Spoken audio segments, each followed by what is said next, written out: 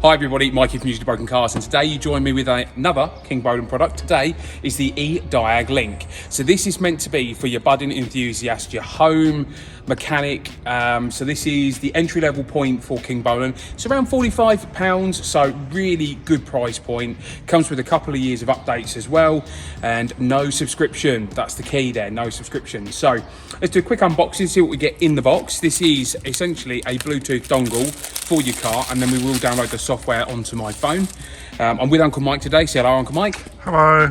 And what we're going to do is, Uncle Mike, being a budding amateur, is going to basically use my phone to plug into one of the worked cars, and we're going to see what codes are stored in the ECU, and also we're going to test out some of the functionality. So perfect example, the service light is on this, so we'll reset the service light today, and I am already impressed because that's it.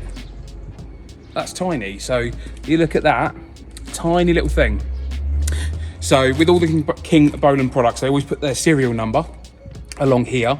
Now normally you'd want to cover that up, but this is going to be registered before I finish this video. And that's pretty much it. We've got instruction book and instruction book. Now that's the one that we're going to need. We're going to have the activation code, and then we'll scan this, and what it will do is it will take us to the software, and it'll also activate the product. So let's do that next. Open your camera on your phone, and then scan the QR code. There we go. And then install the E-Diag app. So we'll let that do its thing. And we're in. So this is the E-Diag app. From here, we now should be able to insert the OBD reader, and it should automatically link the two together. So let's do that. Take your connector, you're going to plug it into your OBD. That's now plugged in, ignition's on, green light is now turned on there. Okay, so I've swapped with Uncle Mike. Uncle Mike has taken over, and like I said, this is to show you how simple this is to use. Uncle Mike has not used my phone or this software before. So Uncle Mike, can you do me a health report, please? Yep, so it seems this is the page, pretty small, so I've done a all system diagnosis. After clicking VIN scan, it seems to have instructions, which is handy. Yep. So I don't really know what I'm doing. So basically at this stage it's asking for you to check the VIN. You can enter it manually or you can do it automatically. Now we're hopefully going to do it automatically. So if you close that, yep, and then do VIN scan. Which interestingly is a very similar interface to the other. Yeah, to be fair, it's nice because the software is very similar to the K7. So that's great already. Okay, yep, so it's already found it. Yep. So I'm going to click Vauxhall because we're not in South Africa. That's a fair shout. Yep. Press diagnose. I'm going to get. Oh wait, just loading that in. Information. It is an Astra 17. Yep. Okay. Happy with that. We got health report, system scan, system selection. So I'm going to try health report. Downloading, communicating. So for those that don't know, the health report that Kingbolen produces is actually a really, really good overall report for the vehicle. So it will scan all of the ECUs on the vehicle. As you can see, you get this lovely little image here that shows you. Speed's reasonable. Yep, so this is currently scanning all the ECUs to see if there's any faults or if the vehicle's even got the ECUs equipped to it. But it will produce a nice PDF report at the end that you can either hand to your mechanic or your customer.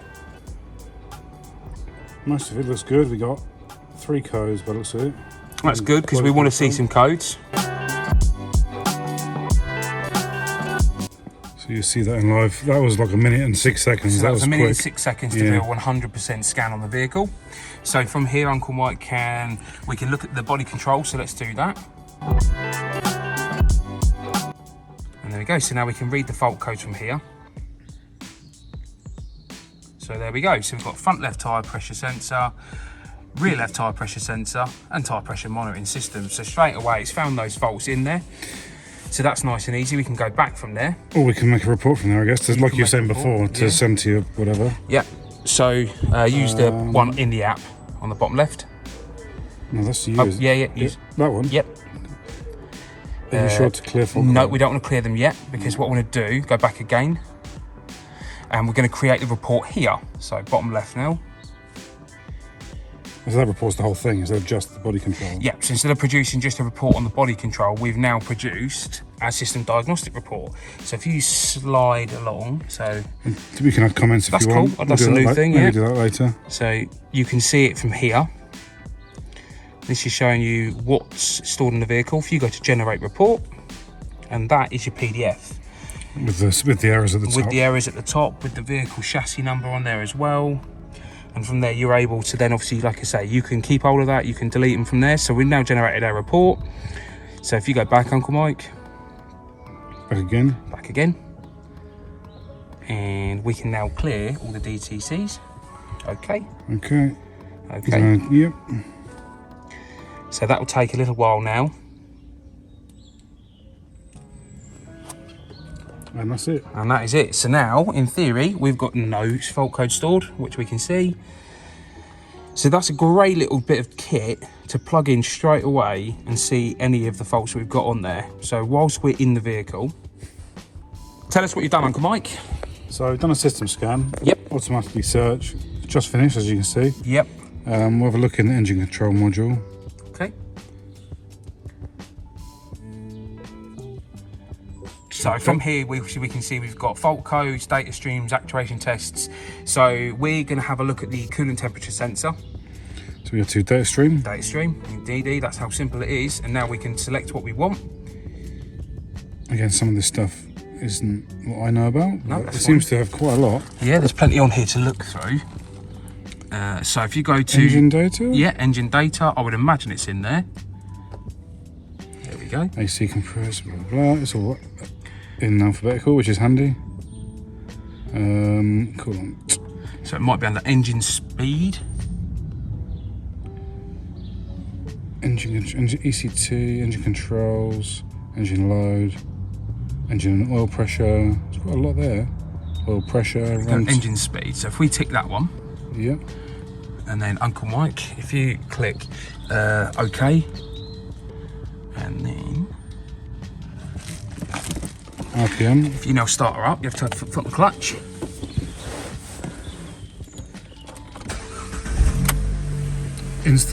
Instantly, and then if I touch the top right hand side, you can see. There we go. We've now got graph. A bit of the graph.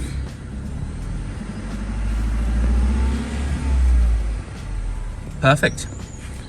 That's quick as well. That's just handy. It's lovely and quick. So you can always have your phone, which is nice. You could put your phone in the cradle and drive down the road and be able to see the engine RPM moving. What's that do? Oh, you can change your... Wow. I mean, if you really want to. Yeah, okay, so that's cool. And you can also do, you can also do a record as well. I'm not sure what's under more. Let's see what's under more, Uncle Mike.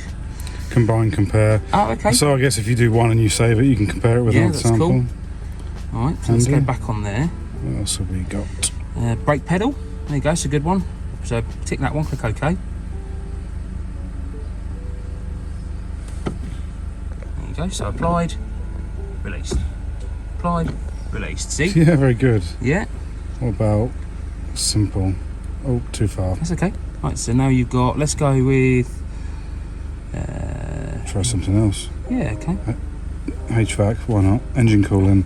Yeah. You might find... So, you should be able to see potentially like temperature, something along those lines. Accelerator pedal position, interesting. So the accelerator... Battery voltage. Yeah, battery voltage will be good.